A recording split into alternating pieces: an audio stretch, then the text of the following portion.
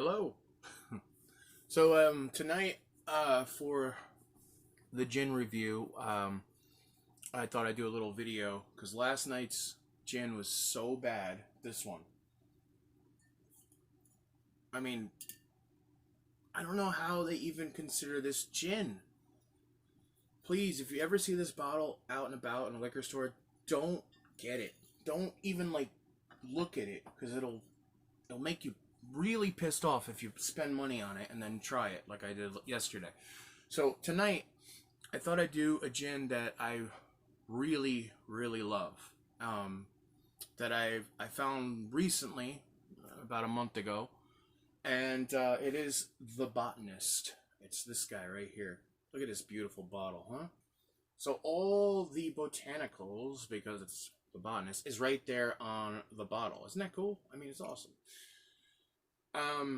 Okay, so another thing tonight also, I purchased a soda stream and I am making my own tonic. So tonight, there'll be a picture posted as well if you want more information on this little guy here that I just picked up at the local liquor store until I get my quinine I ordered from South America, and then I can make with the soda stream. Which, by the way, if anyone has not had the soda stream and are planning on getting it, don't read the directions because they are garbage and you'll make a mess. I did. Oh, the one thing that you should know and they don't tell you is that the bottle, it twists onto the thing. And I'm sure a lot of people out there are probably laughing right now because they know this. But I didn't know this. And there was water, bubbly water, everywhere yesterday. Anyway, so the Botanist. Let's get back to this.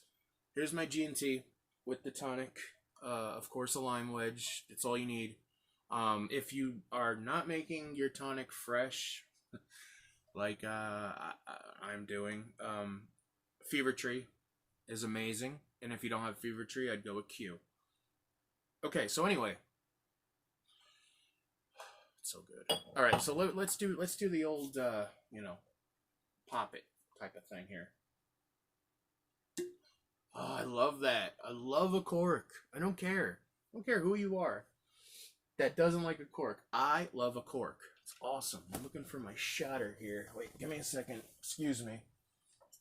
Okay. There's not going to be any editing to this because I'm just posting it. So that's how it's going to go. All right, so put it over here. So I'm gonna do right away a neat shot. And let's see what I could smell right away. Oh, juniper, right away. I mean, it's just, it's there.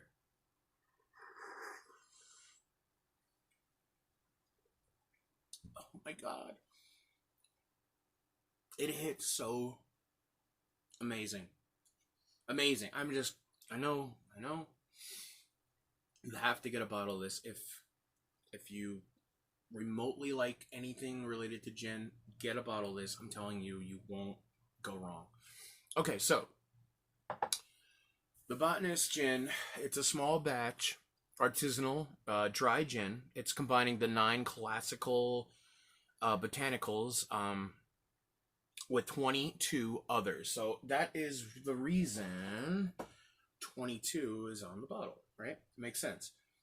So there's 22 botanicals in it. All right. So the number one botanical obviously is going to be the juniper. I mean the juniper berries in it, outrageous. Okay. Oh, also it comes from Scotland, I believe. Let me see. And Isla.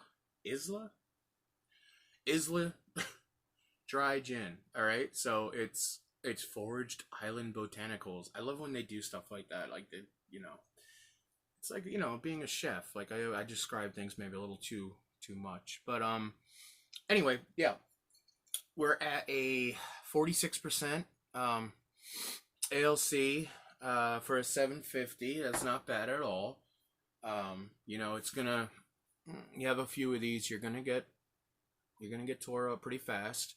I mean, it's not a light gin, but it's not a navy gin either. So, cheers. Mm-hmm. Okay, back to the botanicals.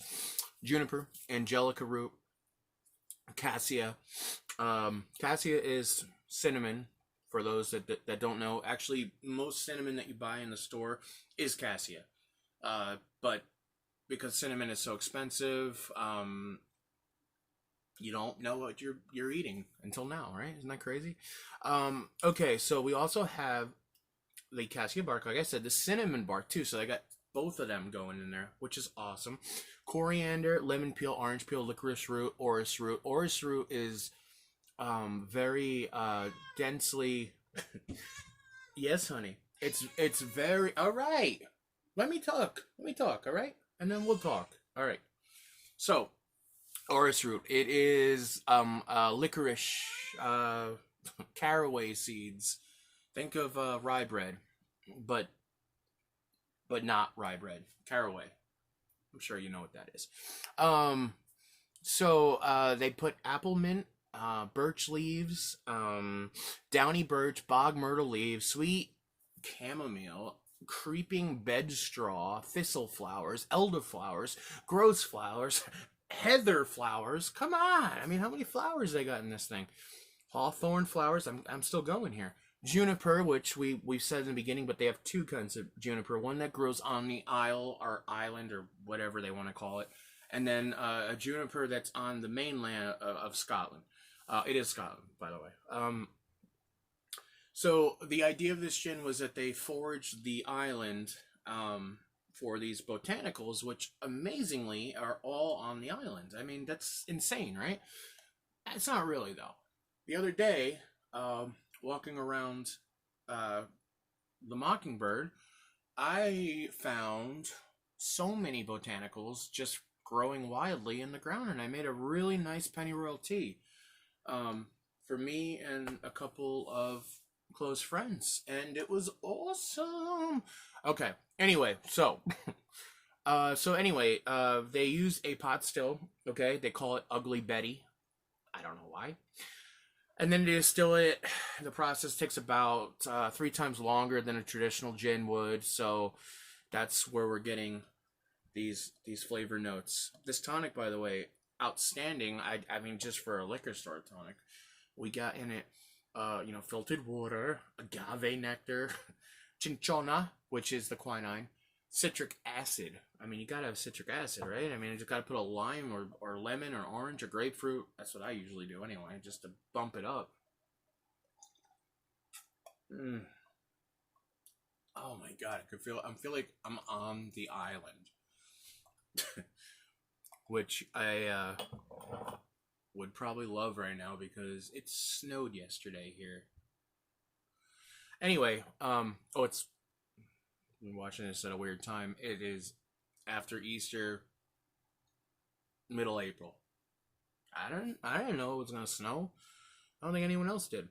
All right, so where are we at here? Okay, the 31 botanicals are placed into the pressure still, which was Ugly Betty, which I told you before. Yes, sweetheart. And then they distill it 3 times longer than a traditional gin. Due to the pressures they are operating at, according to the owner, the master distiller, Jim McEwen. Didn't mean to mess up your name there. It takes about 17 hours to completely distill this gin, which is phenomenal. For what it is, 17 hours, nothing. I am actually going to be distilling spirits soon, and I have a mini still. It's really cool. I picked it up the other day off Amazon. When I start to fool around with it, that's definitely going to be in this review. Okay, so anyway, all right, come on, all right, give me a break here. She's just, yeah, that's Ange. So, all right, let's keep going on here. It's 46%, like we said before, at the APV. The Botanist is a floral nose with distinct sweet juniper hit, which we talked about right away. The juniper is like, bam, in your face.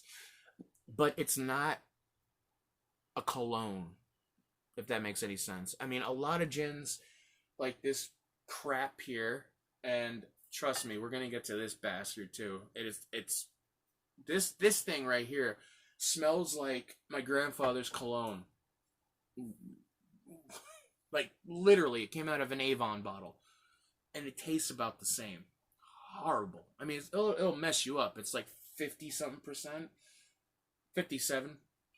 It's a Navy gin. We'll talk about Navy gins when we get to that. But right now we're gonna stay on the Botanist, which I love saying that for some reason. Could we just calm down? Maybe she wants a little petting here, so don't mind me. Just pay attention to the gin. Okay, so where were we at here? We're gonna do the Botanist. We were talking about the floral nose. We're talking about the juniper, the two kinds of juniper that they use. Gin and tonic is the number one. Sorry, is the number one cocktail they recommend on their website, on their actual website. But they do say in Negroni it's okay, it's good, and the martini, obviously, a dry martini. I mean, maybe we'll do a whole episode just on that because I love martinis. I'm so into them right now. It's like, and Negronis. Come on, Negronis. No one. All right. That's when the cat doesn't talk, right? Anyway, so 15,000 bottles of the Botanist was released in 2010. A huge response was brought out by the public. It was given that they were going to make more batches to follow, so they did, and they kept it up because if this falls right now, it's because my cat is. Yeah, oh, it's okay. Yes, sweetheart. Yes, don't do that though. She was, headbutting the table. She probably knows that that's what's gonna happen. Anyway, back to the gin. And there's a lot going on here with the cat and me and the gin and I'm having a personal sidebar here. I'm having a very good day today. It's been a good day. That's all. Every once in a while I get them and I'm going to share it. Okay. Remember that? Holly Lindsay? Back in the day? Yeah, I remember. All right, so Botanist is owned by the Brukendalgic distillery based in Islay. Further adds the spirit story. So they have story here. Please stop. On the face of it, it may seem to be unusual to see a successful whiskey company. That's where I was going with before all the interruptions and the sidebar.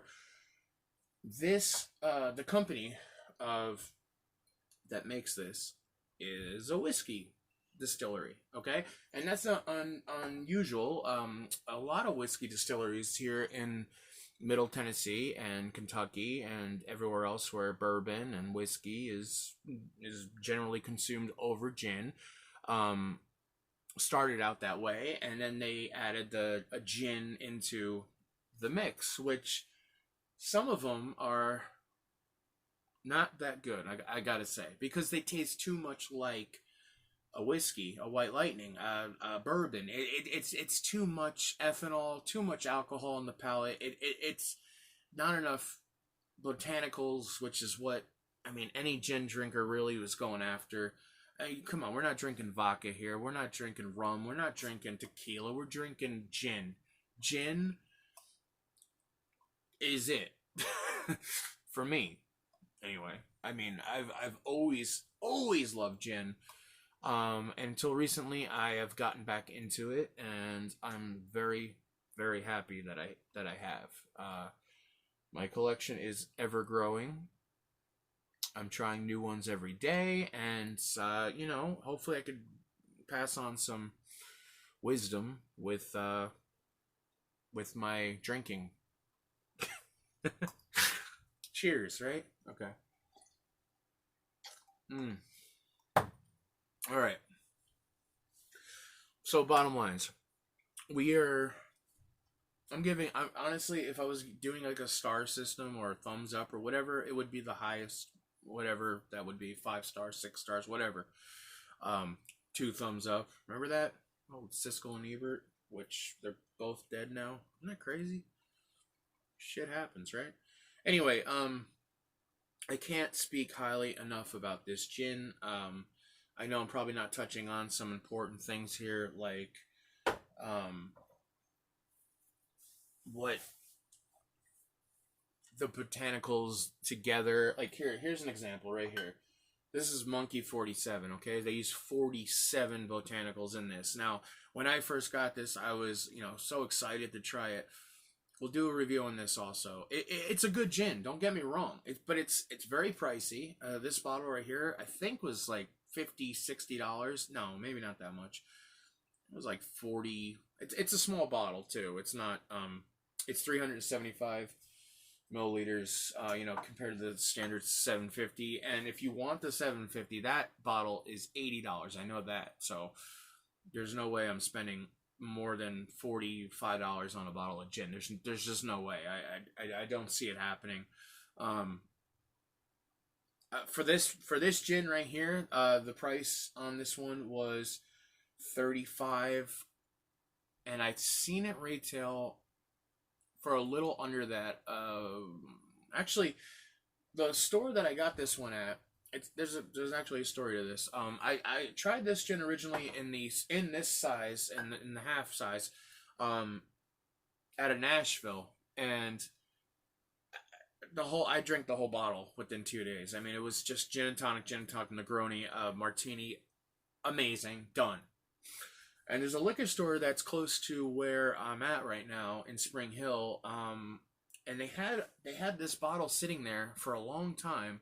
And it was originally, I think originally it was 40 something, and it was on sale. There was like a sale price. It was like $35. And I was like, are you serious?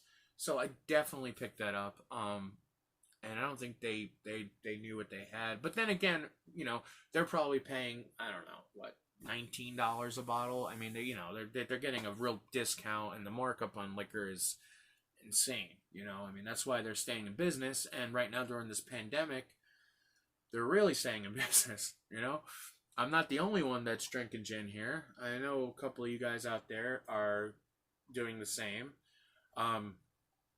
Do me a favor, for those that do drink gin, who's a true gin head, please comment. Please put your thoughts. Tell me what's going on out there, because here in Middle Tennessee, like I've said before in the description of this channel, or the site or page or wherever we're at here, is it's hard to get gins, like good gins here, because it's whiskey county, it's whiskey country, it's bourbon country. I mean, I'm in the cradle of where whiskey was and is created every single day.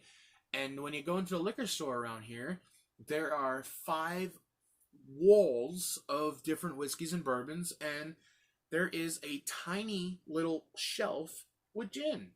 Pretty much every place, except for Cork Dorks in Nashville. Whoever wants to know really where to get a really good quality, a specialty gin, a hard to reach gin. That's where actually I got this guy right here, the original one. So Cork Dorks, I know it's a crazy name. Look them up. If you're here in Nashville or around Nashville, you should check them out, because not just with gin, they got everything. I mean, they have 2 stores. I've been to both, and they're both huge. They're both ginormous, and the people that work in the store are fantastic. I gotta say right now, I'm giving them a high rating. I already wrote a really good review for their store, but they really go out of their way, and they are people pleasers. Everyone that I've met in that store, in both stores actually, are there to serve you, and they actually know, questions and then when you go in and you start telling them what it's amazing. they're not just purveyors. They're drinkers. They're users. They're just you could see the color of my face, right? It's starting to creep in. The Botanist, 100% amazing. Anyway, so final thoughts. Let's do that, right? Um, okay, so if you're into a very botanical driven gin, which some people are, some people aren't, I understand. There's three main gins out there.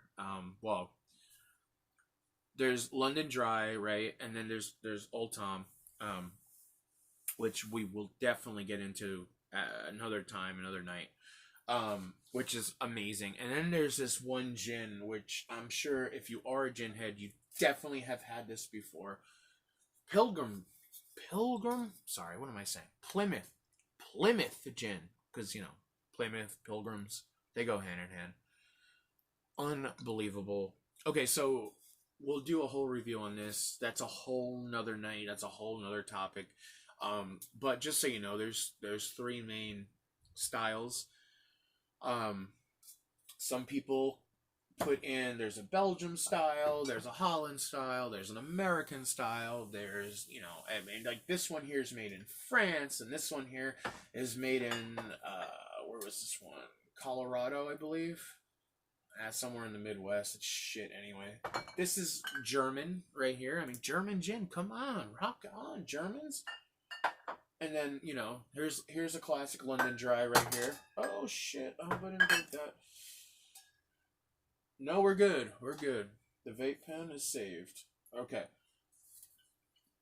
Tanqueray, right? Okay, so another episode, another night.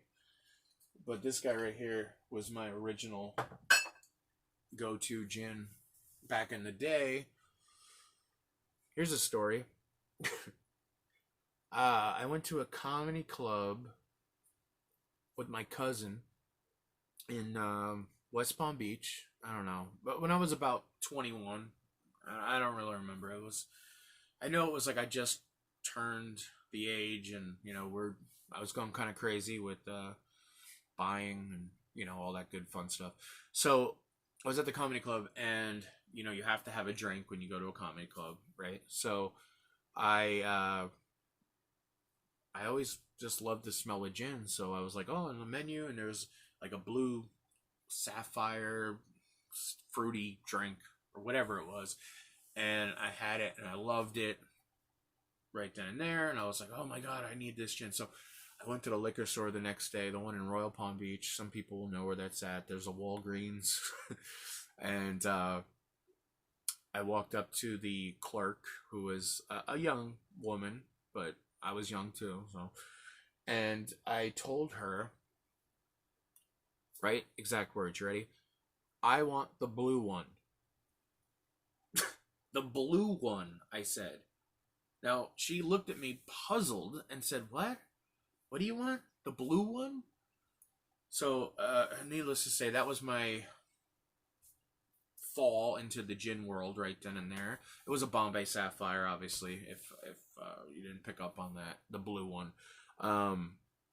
Which we will talk about in a later episode, especially since Bombay Sapphire, man, why the hell is that the number one gin wherever I go? I mean, everywhere in the world, everywhere I've been in the world, Bombay Sapphire is always prominent. It's always there. Like, you can go to any country, any place in the whole world, and you're gonna find Bombay Sapphire, and it's just horrible. I mean, why can't we celebrate this beautiful craftsmanship bottle of botanicals, of 22 different botanicals? Think about that. That's a lot of botanicals that are just kind of floating around in that bottle. All right, anyway, I've probably taken up too much of your time. If you watch this all the way to the end, I really appreciate you. I really do. Most of you.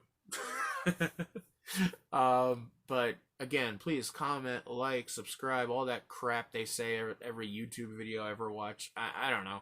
Just like to hear your thoughts on the process. And salute, eh? That's all I got. All right, that's it. Goodbye.